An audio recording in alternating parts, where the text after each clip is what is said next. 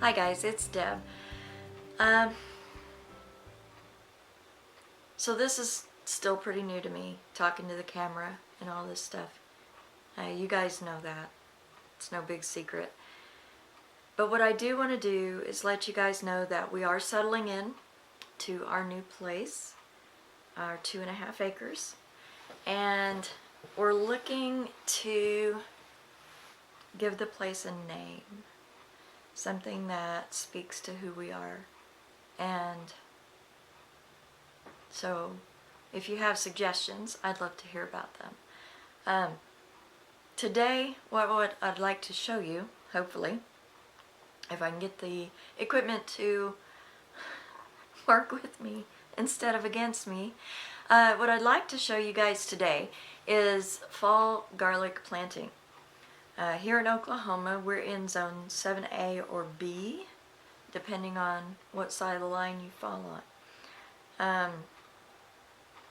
And right here where we're at, I think is 7B-ish, because we're just outside of Sapulpa. But it may, since we're up on a hill, be more like 7A. Maybe. I think. I'm still learning a lot about the gardening. I grew up on a farm, and when I say farm, I mean the kind that just kind of provided what we needed. We're hoping to do that plus a little better here. What we'd like to do is set up a way to sell some of our produce from the garden and sustain it that way. But more than that, what we'd like to do is share that journey with you. I haven't done the full tour. I've kind of gone through quickly and it wound up real shaky and everything else. But as soon as I can get some decent footage of the house that we're in right now, what I may do is put together a collage of pictures, because I've taken lots of pictures of the inside of the house kind of as we've gone, and we've made some improvements inside the house, even though the plan is to sell this house. It's a manufactured home, so it can be moved, and actually build our own home here. We have built the shop. The shop is built. It's ready, and we're really excited about that. We've got all our stuff in it right now, and he's sorting through that. I'll take you through some of that at some point. And we're getting started on the garden beds. We've actually set up one bed. It's the one that we had at the other house that you probably saw us planting fall radishes in before. We're going to do that again, but this time we're going to interplant with garlic. We've ordered a 1/2 pound of red enchilum garlic, enchilium, I think is how you say that, red enchilium, and a 1/2 pound of Creole something. Anyway, so it's ironic because the Creole one is red and the enchilium red is white. I don't know how they come up with these names, but so I've got a 1/2 pound of each. I have stakes made up with their names on them so I can remember which is which, because of the irony I should remember anyway, because I love irony and it's ironic. You'll see. I'll show you the different kinds that I have, and I've soaked them overnight in water. I've given them a good dip in some rubbing alcohol just to kill off any mold spores or critters that happen to be attached to them or living in them or transferred from some other garden. And we'll get these started here in just a few minutes. I do want to try to take this camera around and do kind of an overview, although I don't know exactly how I want to do that yet. Been making a lot of promises, and this place has so much to offer that I'm really hoping that we can do a lot of things, and maybe our adventures here will be able to help you create your own life adventure.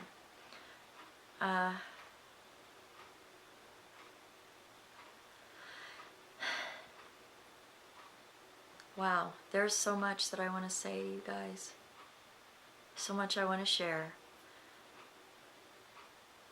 And I didn't write a script for this. I probably should have. I will eventually get to where I can write scripts for these and have things planned out much better. But for right now, we're kind of winging it. Kitty cat's looking at the tripod going, what are you doing? But so we're about to go outside and get started on today's gardening. I'm so excited, you guys. I've got bulbs in the ground. I've got bulbs coming.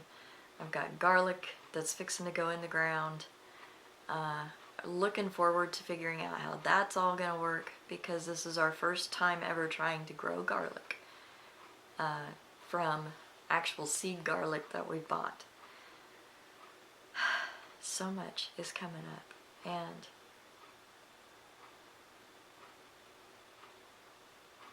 oh, I don't know if I've said on here, I know I haven't said on here, because I haven't done anything on this channel for so long, and for that I truly am sorry, because it only takes a few minutes to shoot a video of whatever quality and get it to you guys, and we will be doing better than that. We will be doing a lot better than that. Trying to get the master's thesis finished. Actually, right now I'm still trying to get a good start on the critical part of that. Just about to wrap up my page count on the creative part of it. In fact, I'm very close to having more than enough on the creative part. The creative part is a book that I'd like to work on outside of school called The Crescent and the Crow. And I'll tell you more about that later on the Chasing the Muses part. For now, I'm going to give the homesteading part its own watch list. Since there are so many things going on this channel, I may eventually divide it into 2 channels, but for now we're just going to divide everything into watch lists. So if you want to watch Chasing the Muses, you will go to one watch list. If you want to watch all the homesteading stuff, you'll go to a different watch list. And we're working on a name for that, because we want to name that watch list whatever we name the farm. So get those suggestions into the comments if you don't mind. But any suggestions you have for the name of the homestead, ideas for videos to post, questions, that just whatever kind of questions, they can be personal. If they're too personal, I won't answer them. But I look forward to hearing from you. I would love to find out what you would love to see on our channel. So let's get out there and get that garlic planted, shall we?